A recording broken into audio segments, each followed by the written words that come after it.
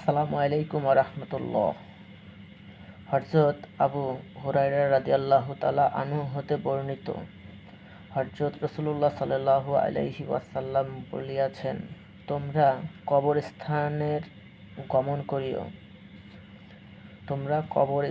গমন করিও, ইহা তোমাদের অন্তরে মৃত্যুর স্মরণ লাগাইয়া দিবে। হযরত আনাস রাদিয়াল্লাহু তাআলা আনহু বলেন, একদা হুজুর সাল্লাল্লাহু আলাইহি ওয়াসাল্লাম বলিলেন, আমি এক সময় তোমাদিগকে কবরস্থানে যাইতে নিষেধ করিয়াছিলাম, কিন্তু এখন উহার অনুমতি দিয়েছি।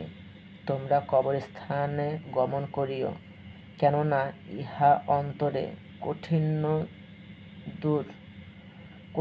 দূর করে,